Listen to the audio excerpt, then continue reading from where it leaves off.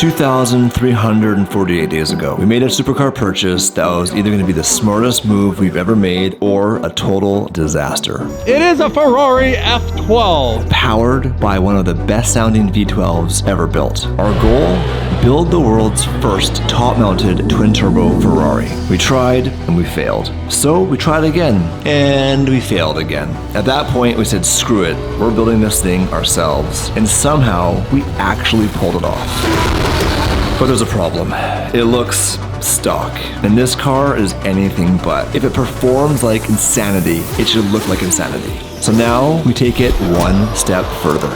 I'm in Japan right now, about to meet a man who might be the only person on Earth who can bring this vision to life. He's designed some very iconic one-off cars, but he's also the man who originally designed the F12. Yeah, that guy. Where are we, Steve? Dave, we're in Tokyo. Meet a guy that I know. His name is Ken Okuyama, Japanese designer. And there is Mr. Ken-san. Nice to meet you. Nice to meet you. The viewers of the channel are really going to enjoy hearing his story and seeing some of his cars.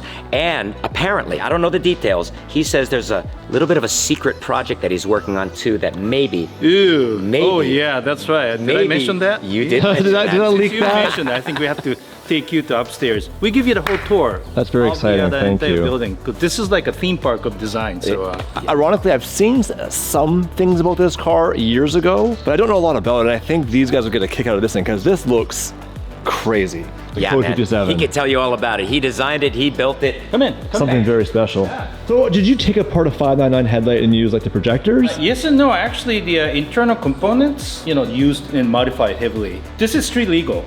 You can actually register this in Japan. If you register this in Japan, you can do this anywhere in the world. Yep. This car here, how much of this is 599? Basic chassis, we use the chassis number and the the platform. Suspension, because that's a critical part of the all the safety issues. Carry over from 599. Wheelbase is the same, but we widened the car for about 4 inches. Engine is the same, but as you can tell, we made our own windshield, lowered the bulkhead to here from here.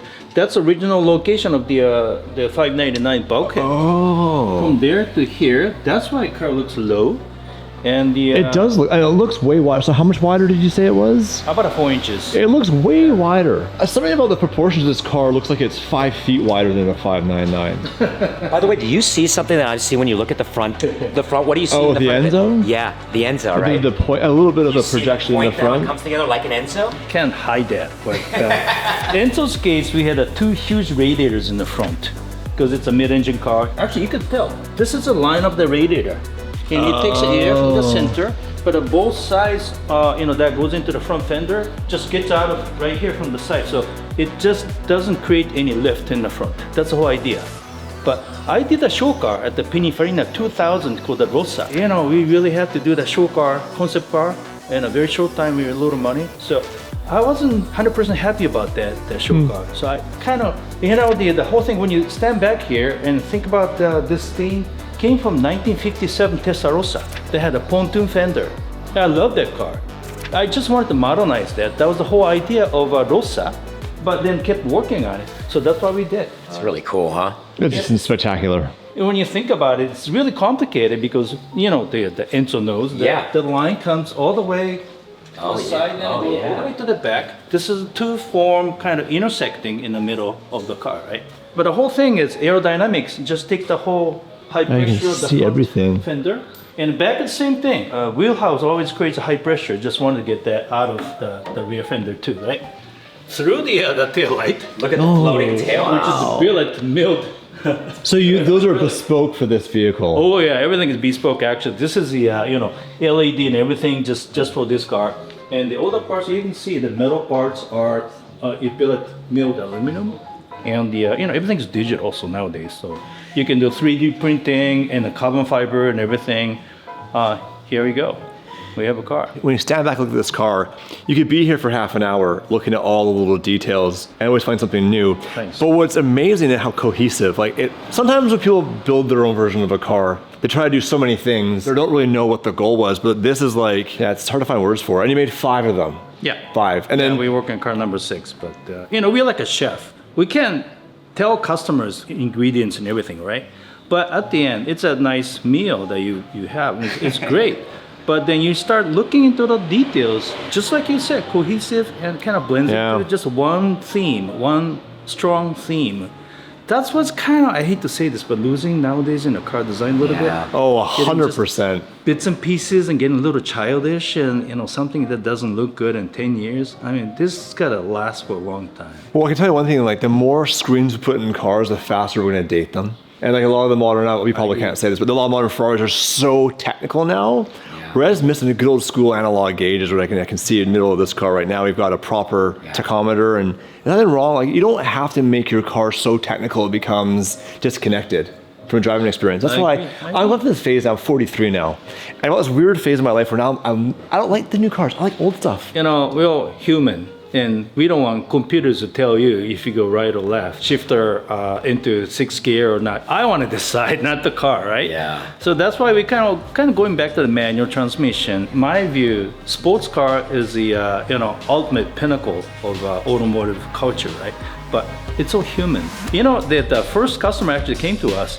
We sat down, had a mini good dinner and a mini bottles of wine, and we drew together, and it came to this idea together over the glass of wine. Wow! So the idea came from that conversation. So there was no thought in your head, just by conversation. How do you go from a napkin image to this?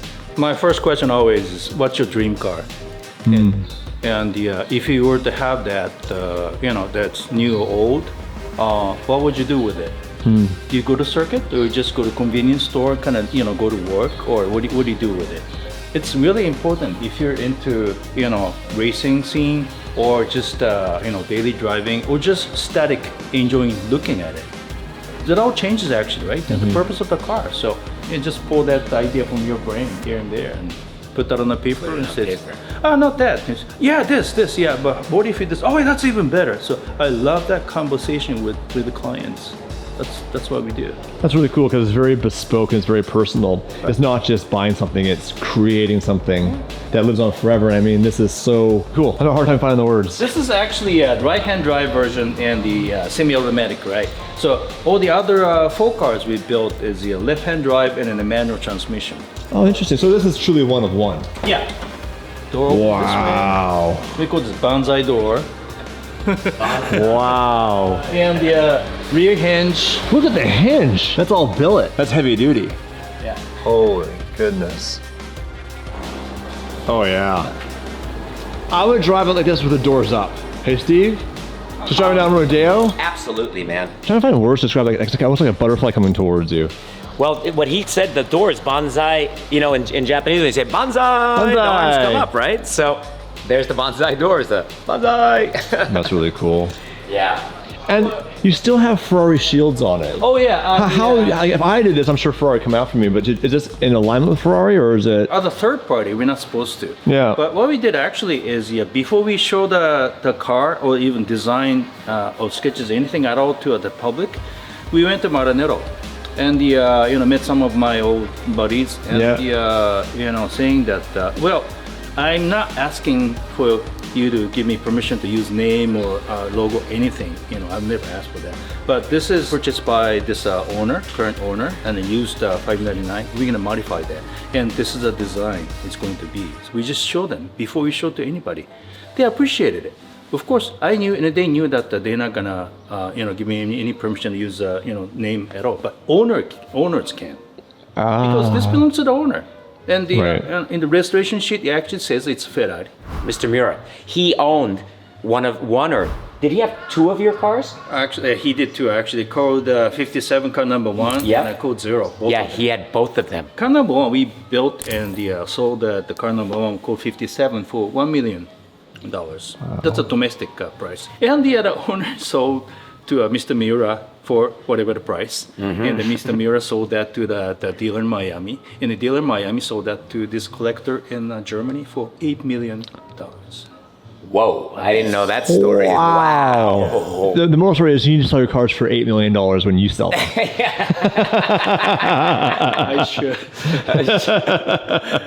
No, I think it was the same thing for Code Zero too. Yeah. I think so. Wow. Well, it proves there's a value beyond just what someone bought it for. Like, it proves the demand, how much they love the car. Every time it transacts, it goes for more. It means people love the car, which is obviously the goal when we build these. You know, Van Gogh, his paintings and the price went up after he passed away, and luckily, actually, it's happening before I lucky me. But I think it's really the whole experience that we're talking about, not just the car and the design. Of course, it's great, I think. Just like I said, sit down over a glass of wine and think about your dream car and the drew together. And how long did it take from the first meeting with a glass of wine to delivery day of the car? Well, from glass of wine to deciding what to do took us about a year. But after that point, building the car, 6 months. 6 months? 6 months, yeah. How's that possible? Did you build it in Japan? Yeah, we did in our own factory in Yamagata, my hometown. My business partner Damon, who couldn't make it unfortunately, we took and built the world's only twin turbo F12 race car. But we don't have a body for it. So I'm going to show you what Damon does in this thing. Because he's gonna like the this. one missing piece we've had the whole time is it has a stock body of the F12. But we spent over $1 million to build the car after version. Now it's full tube chassis. But that's the car right there. It's a full race car now. But you can see it's got 1,200 horsepower to the wheels, full twin turbo. Yeah. I'll show you Damon driving this thing because he knows how to drive it. Holy. Oh, that's great. And twin turbo. You can see that. Basically, we spent That's great. 6 years to figure out how to twin turbo it, blew the motor once. Finally, we brought it in-house with Mike Guest, so we built it at our facility. I bought fabrication equipment, I hired fabricators, I hired mechanics, I had a whole facility in Los Angeles to build that car. The car's done, but what we're missing is a body. So, maybe there's one day we could bring that car to Japan and maybe do something special with it. Because it's fast, but it still looks like a stock F12. But I know Damon has ideas for it. I'm not the creative one. If I designed it, they'd be matte black. I'd drive in S-classes. I'd be like, oh, good enough, it's a minivan. Maybe one day you could twist your arm into doing something with the F12. Does Dave drink wine, or what does he drink? Dave doesn't drink any alcohol anymore, unfortunately. We can't party with him. Because I liked wine too much. I had to stop drinking wine. Nothing Maybe you'll wrong start with drinking again for one of these, huh, Dave? We'll never say never. I mean, maybe that's a negotiation tactic. I'll have a glass of wine if we can build that car. So the goal with that car is we want to take it. Are you familiar with Ken Block? Oh yeah, of course. The Yokohama series? Oh yeah. Damon's dream, and the reason why he started DD is one day he wants to make one of those videos, but in a supercar. So we built that car with the idea of one day, maybe we do it in Japan. We build the car, then we take it, and Damon, who can drive, he's learned how to drive, so he can drift it. His goal is to be able to drive like Ken. In fact, Ken inspired Damon to start DDE. So he saw the video, was like, I want to do that. And when he brought me on as his business partner. Makes almost my daughter. Yeah, so it's like, and then we had a chance to race Ken. So when Ken had a series, Unicorn versus the World, he had the Unicorn and we bought the F12, but it wasn't running properly. And Ken's daughter drove it and embarrassed Damon. Like, it was so fast. Yeah, his daughter was, she was 15 at the time. But Damon meeting Ken, like that was his. I've never seen Damon get shy or nervous. He's the opposite of that. He's a tough guy. But seeing Ken, you can see like that's his hero. And when Ken passed, it hit him pretty hard. And I know he really wants to make that video. He wants that legacy of making that beautiful video shot somewhere very exotic. But the car isn't ready yet because it needs that look. I want to do things for the right price. Nowadays, I think some of the supercars are getting too expensive. And that's why we built this one for $1 million, which a lot of people think it's too cheap. But I want to build things that last in history for a long time together with the client for the right price. That's my kind of fundamental philosophy. We can work with that. And by the way, $1 million for this car is incredible value considering how much work it takes because everything is so one-off. And the fact you built this in 6 months, I actually can't believe that. Here in Japan, you can have this piece of glass, street legal, for about $10,000 actually for one piece. Pretty good, right? For a one-off piece of glass. Do you know how much a Gallardo windshield costs from Lamborghini? $6,000. Wow! I just bought one for my squadron course. $6,000 for factory glass. I believe that. Yeah. All this carbon fiber, dry carbon, so it's really light dry carbon, pretty strong. But the made in Kyoto interior pieces made in-house. We have a fabricator who does all this thing. All the leather seats and everything. And we have an in-house painter. And all these billet pieces, we do this, all over Japan. It doesn't have to. I mean, it could be in California. I can see obviously 599, 599. Obviously, this is all 599. This is not 599. You added that for your door. So the doors, you press a button, do they open them by themselves then? Yeah. Or? Yeah, it does. Oh, wow. And then engine transmission, so it's transaxle, so the transmission's in the back still? Yeah, stay the same. I broke a lot of those. We had a little parking lot. We would do donuts.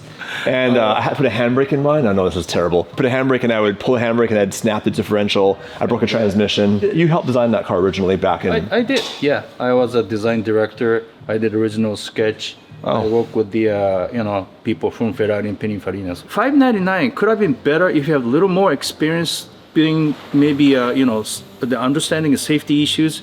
So airbag could have been a little smaller, and actually the head swing, we call this head swing. With the airbag, we used to have this head swing that stops you, but that to clear the head swing, we have to put the windshield kind of big and tall.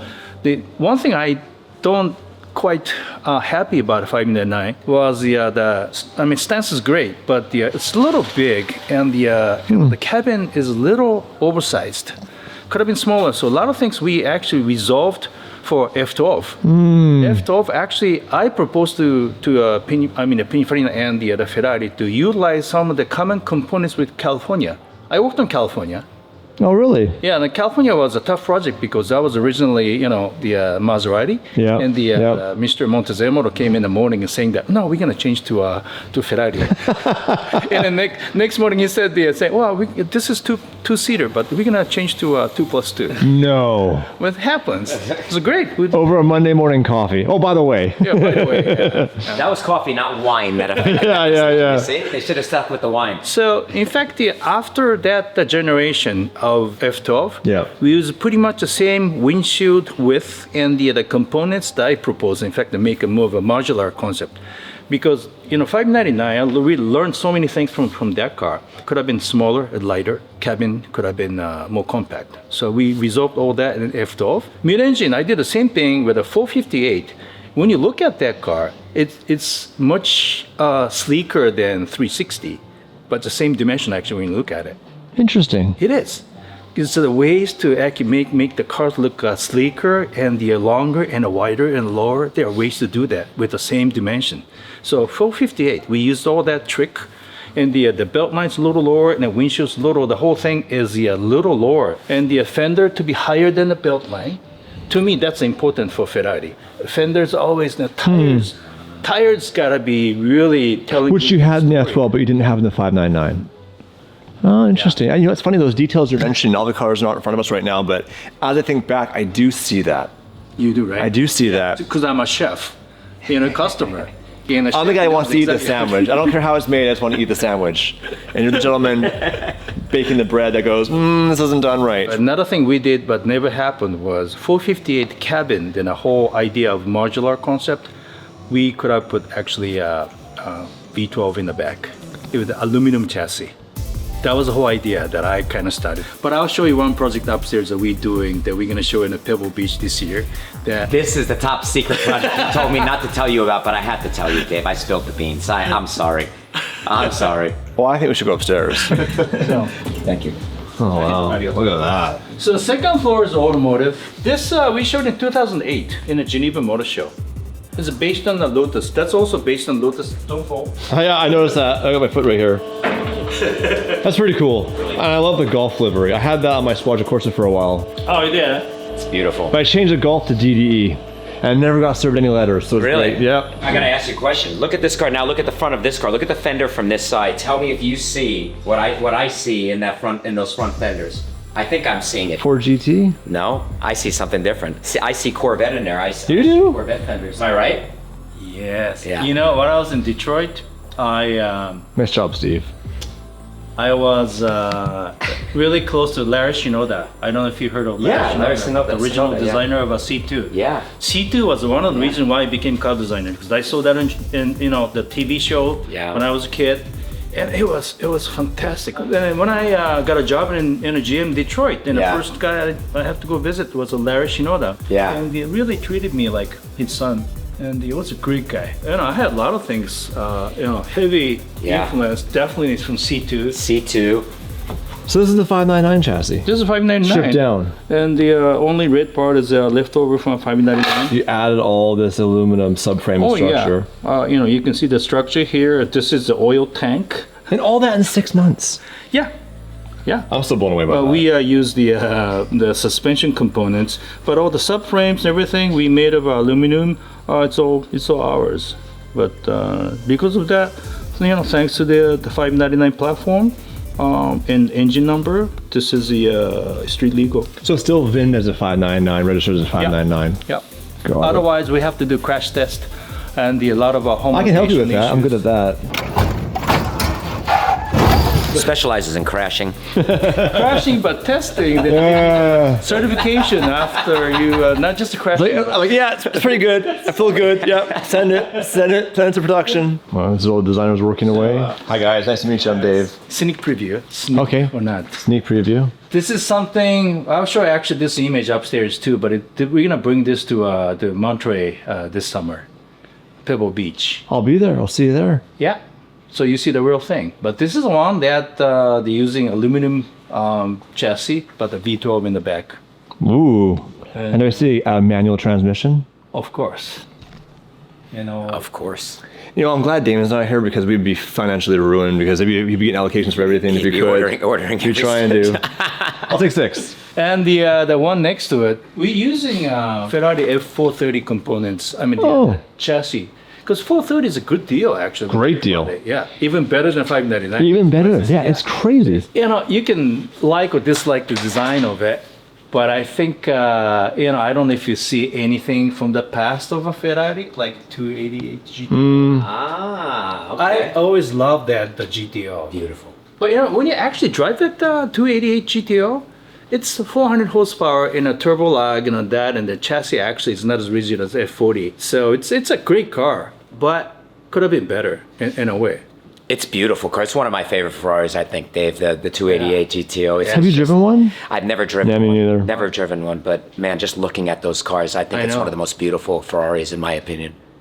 So I want the look of it modernized and corrected some of the things that Fioravanti or Pininfarina would have done and put it on a chassis of 430. That's what it is. That's very impressive looking, yeah. I think someone's working remotely right now.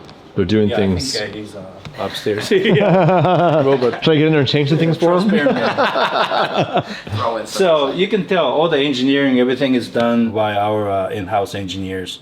All the structural modifications or the new structure and the dry carbon skin. The whole thing is done. Not just him, but it's a great guy.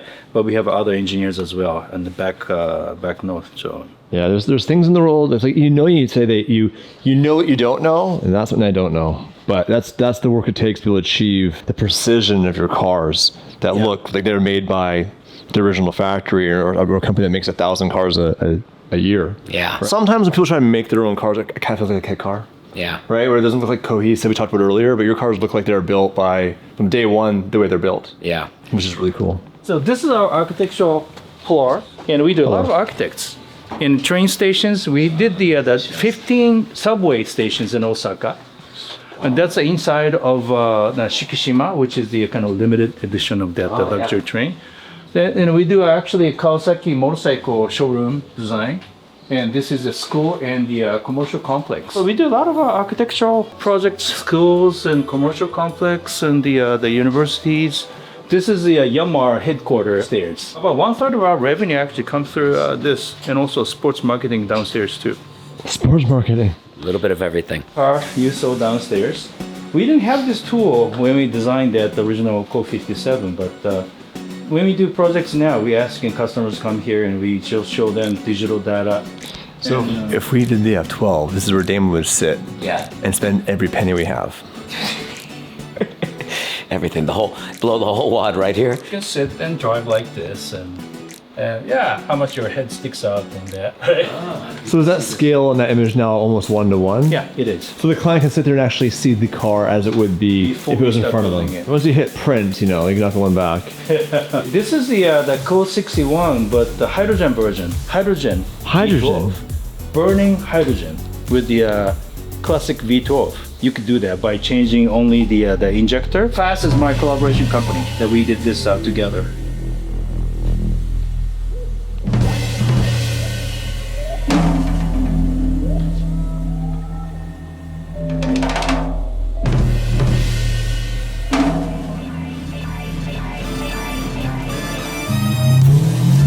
Wow, who's that? There's a good looking guy in there. It's kind of old now.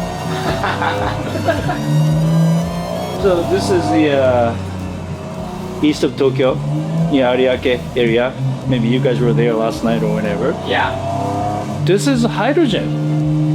100%. Is this the real Burning. sound? This is a real sound of hydrogen V12. Sounds good.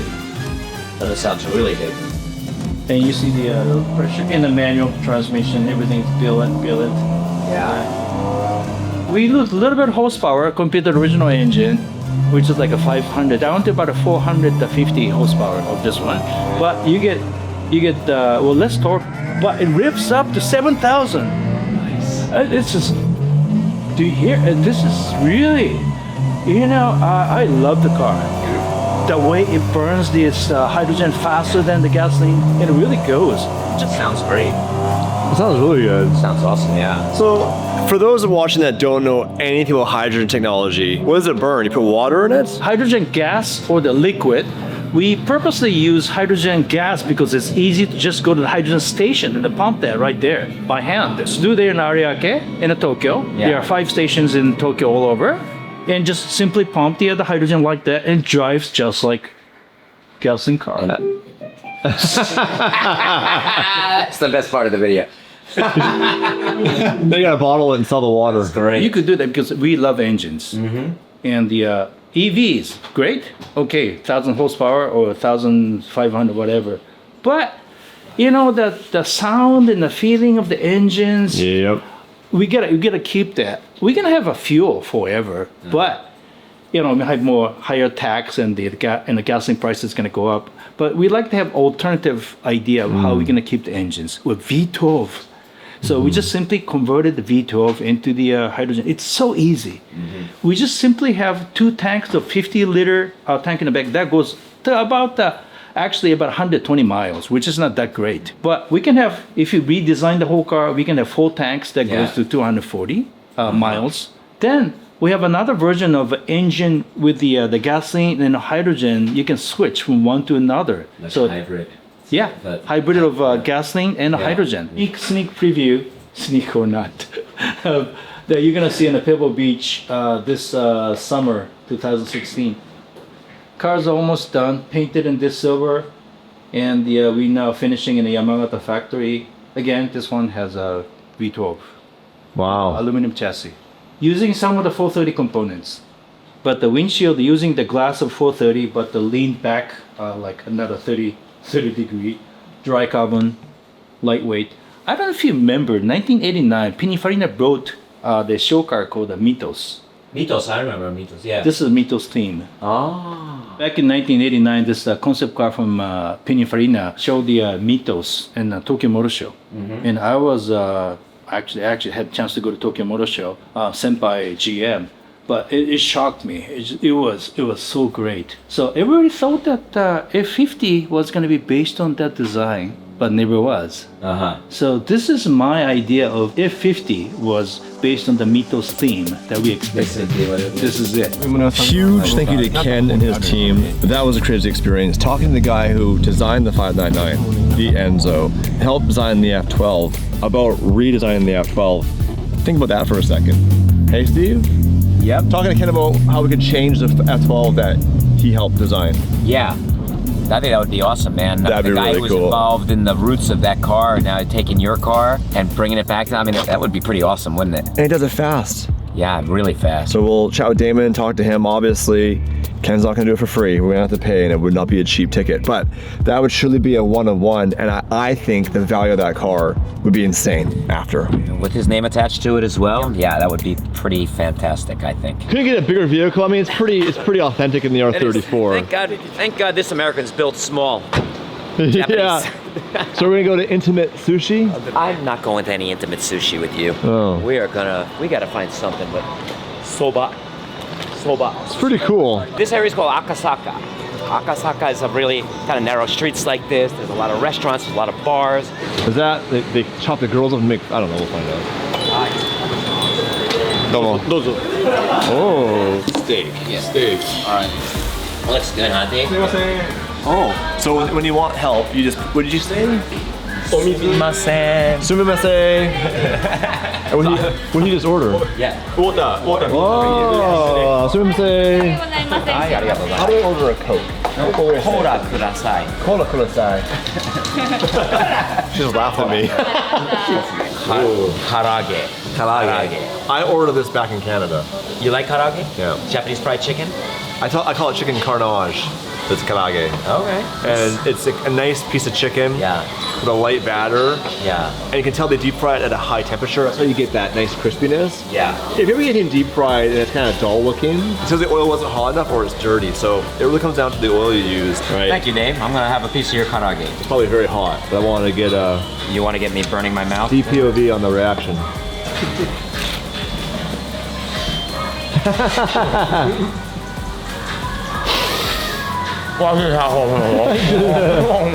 All right, Dave, we've seen a lot of cool cars today already, but I've got another place that is really, really cool. This is a very, very well-known company for probably the most expensive and hypercars, supercars in all of Japan.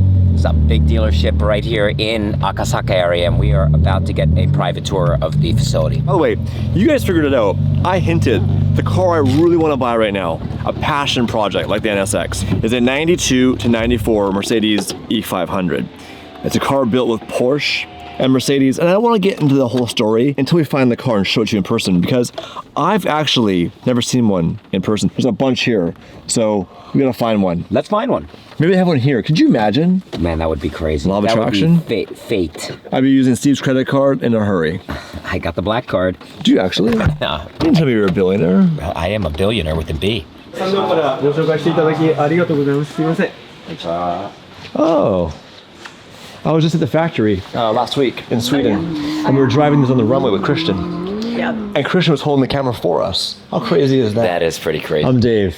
Nice to meet you, Anna. Where are we? What's this place called? Bingo Sports. We are the dealers for Koenigsegg, Bugatti, Rimac, and HWA, but we also have a bingo collection, which encompasses a very cool selection of cars from this Miura SVR. We have an F40 LM, a 288 GTO Evo, and then a couple of the newer Koenigsegg models and such as well are housed in this collection. We also do auctions, racing, restorations, but basically anything to do with cars. And you were saying this Miura is quite special.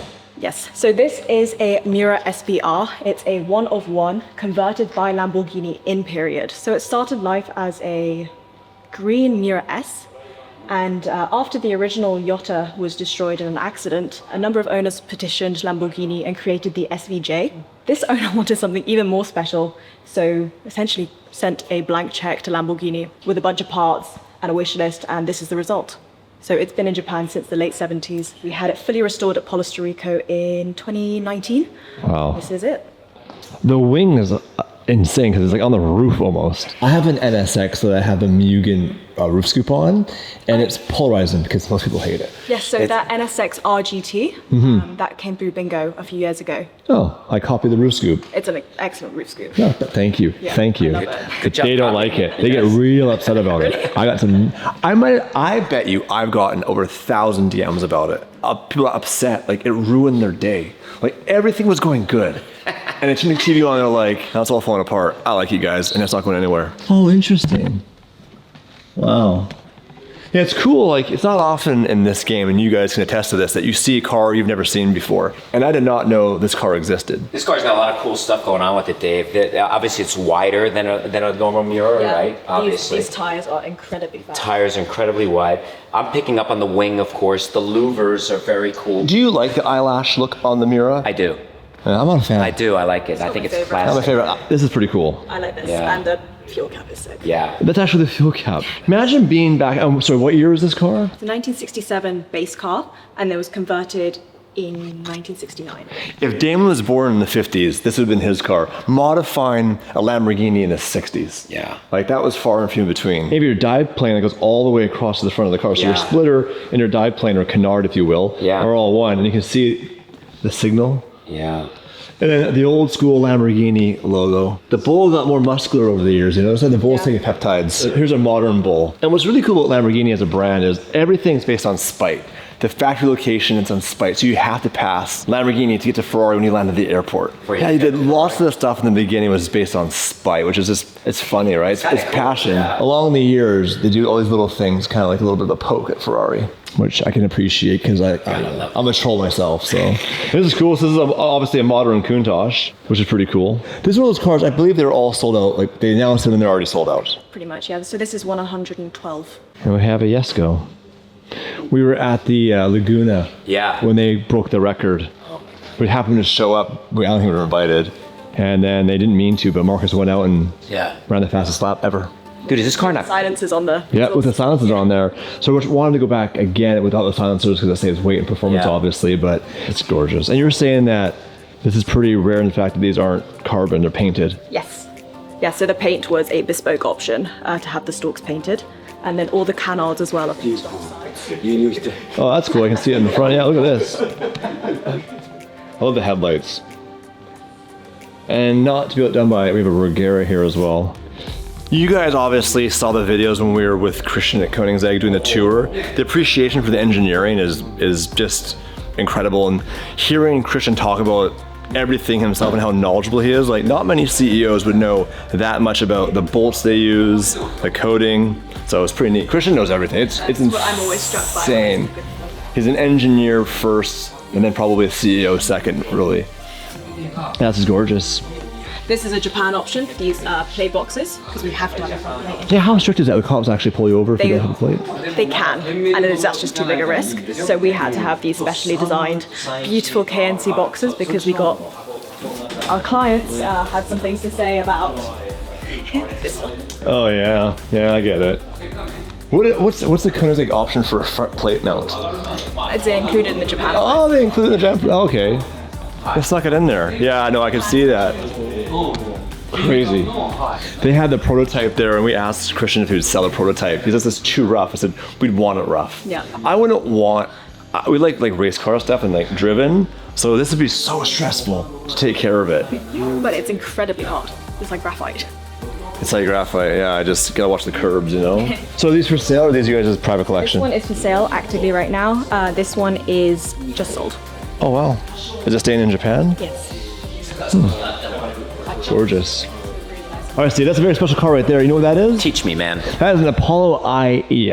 I had the pleasure of being in, I didn't drive it, but I went for a ride in one. Okay. And the steel cut gears in this thing is so loud. Sorry, the straight cut gears. Okay. It's like a race car. In transmission? Yes, sir. Uh-huh. And the owner of this company, his name's Norman, a friend of ours. Yeah. He has the Del Tomaso as well. Okay. And very special cars. I think they made the 15? 10. This is number 9. This is number 9 of 10. And when they first launched these, we were in Scottsdale. Yeah. And filmed the first time these cars were driving around on public streets. It was really cool. So I remember chasing these things down, but you want a wild looking car.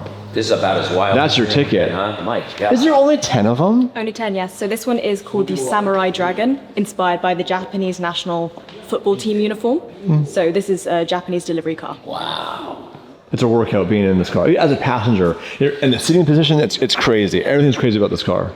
Look at the wing. I'm a fan of the carbon fiber, the blue. I mean, this is just next level, though. The detail in here, you see, is incredible, man. Unbelievable. But Steve, look at the wing on this thing. This car with the wing out that far, it's longer than a 1959 Cadillac, I would say, which I think is the longest car I've ever seen. This car is probably longer than that when you think about this.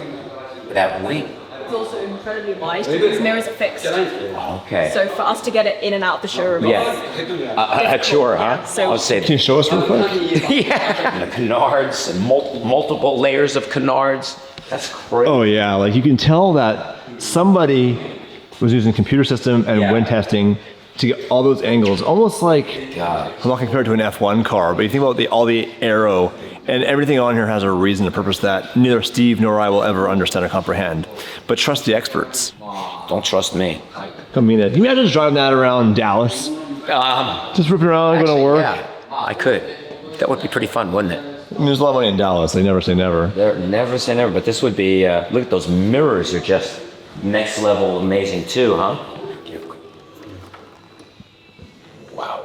Yeah, it's a cockpit. Wow. And what's cool is, it has cameras. So you see those screens each side of the speedometer there? Those are cameras you can see your blind spots because you're not shoulder checking in this thing. Look at the width from your seat to the other edge. It's got to be 2 foot long Subway sandwiches right there. So there's no regular lap belt. There's just harnesses. Yes. Yeah, that's an issue. Yeah. For registration. I don't know in the US if they're actually homologated or people just drive them. There's a way. There's a way to get them. In the US, it's called having money. It is. And donations to the police ball and everything. Or minimally, an LLC in Montana will take care of things, won't it? Ultraman is a Japanese action figure, so this whole coloring scheme is inspired by him. What are you doing over there? Getting in the way. Can you call security, please? I love the exhaust on these things, hey, Steve? Yeah, I think that's cool, man. I like this. I like the leather. A little piece of leather. Yeah. They do that so they don't have to line up these lines. Just joking. Oh, just. It's a hack. Yeah. Put the leather there, and that way we don't have to worry about it. I love it. I think it's cool. Pagani is ultimately, it's art more than it is anything else. Like they are art. It's like jewelry. Just look at the detail, man. Yeah. It's incredible. Unbelievable. And you got the active arrow in the front here. These flaps do little flappy things when you're driving. This mirror, fun fact, a wrap shop we work with had one once get damaged. Oh my God. And the mirror's $38,000. Wow. Each. So they're tucked in right now for a reason. We could go right down to Honda and buy a fully loaded CRV LXR limited edition one for one of those mirrors.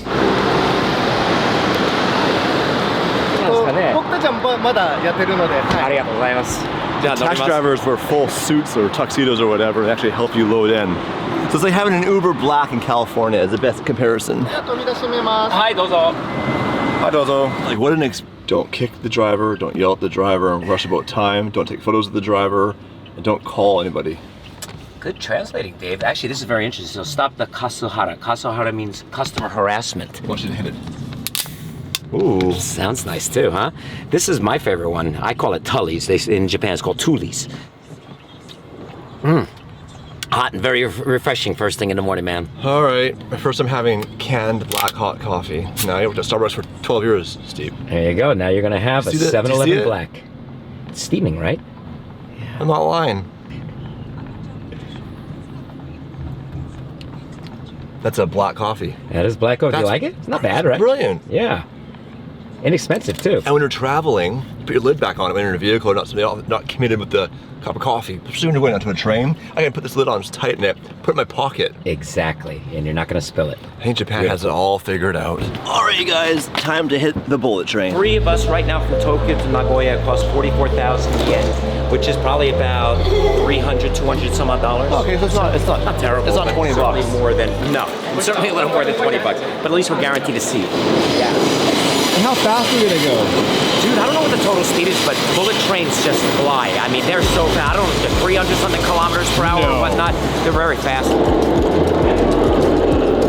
Bro, that thing's crazy looking.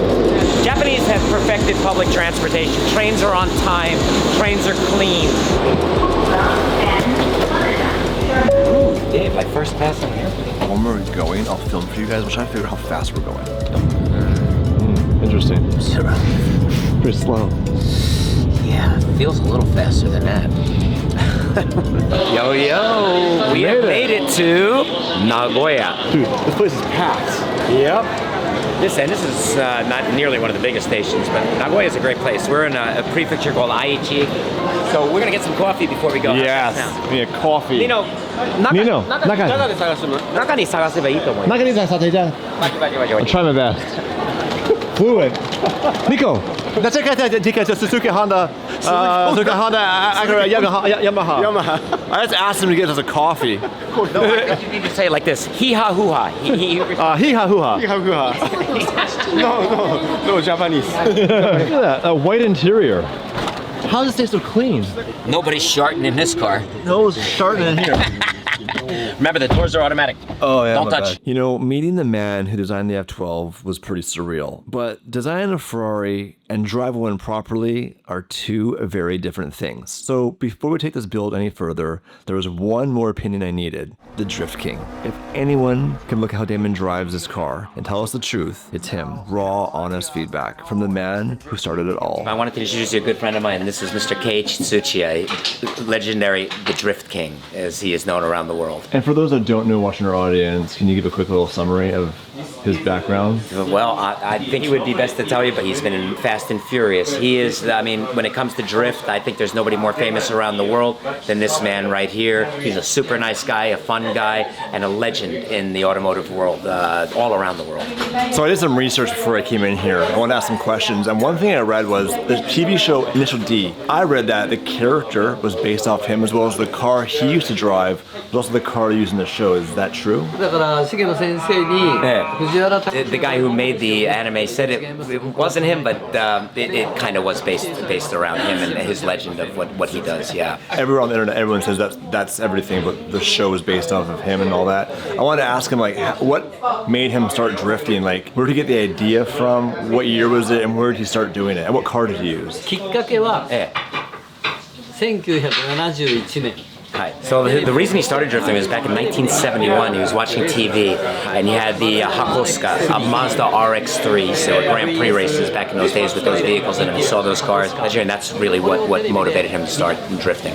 Where did you get the idea to slide the car around corners? Like, where did that all come from as far as like that whole drifting in general? It was raining during the Japan Grand Prix back in those days, so the cars were sliding around the track, and he saw that and said, sliding stuff's pretty cool. That's so cool. That was the origin of drifting. Hakosuka is very slide. The Hakosuka had the ability to slide and drift really nicely, and that was something he saw, and that's what motivated him. Yeah, winner. And Takahashi Kunimitsu. Kunimitsu Takahashi was I believe the driver of that car, and saw how he slid with the Hakosuka, and now he did it, and that motivated him to learn how to do that. What made him choose the AE86 as his drifting car back in the day? Hirikisa, underpower. The car was an underpowered car. It didn't have a lot of power. His challenge for him was between 5,000, 7,000 RPMs up in that range. Could he make that car drift? He said if you keep it in that 5,000 to 7,000 range, he could stay up with the Ferraris, he could stay up with the Porsches on the Toge, and you can outdrift them and out. And you started off as an outlaw. Does drifting lose anything when it becomes legit and controlled in a race environment, or was it more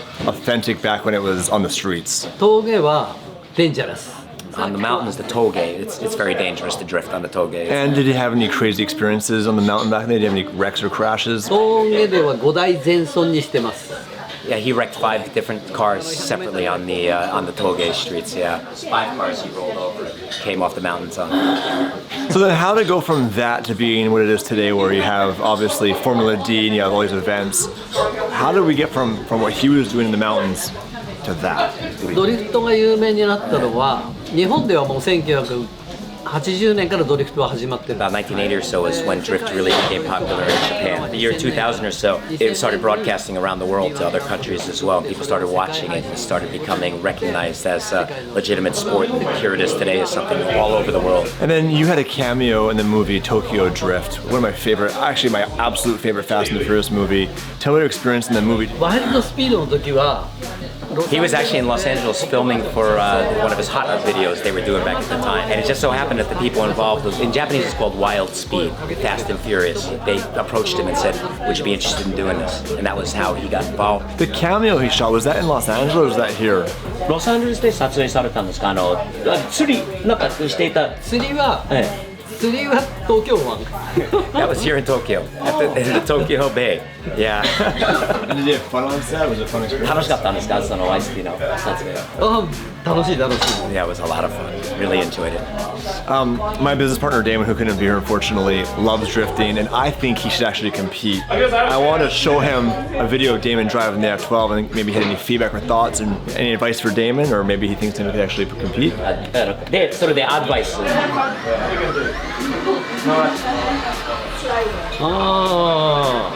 OK。アドバイスがあれば、ぜひそれがコメント、ぜひお願いします。アクセルが雑。アクセルは雑。He needs to work on his pedal work, on his particularly on his accelerator pedal work. だから車がカクカクカク If I could get Damon to come back to Japan, maybe if he had time, go for a little drive together and maybe give Damon some pointers. していただくこと可能ですか Okay, That'd be pretty cool. That'd be pretty cool from the master himself. Thank you very much. ありがとうございました。 Thank you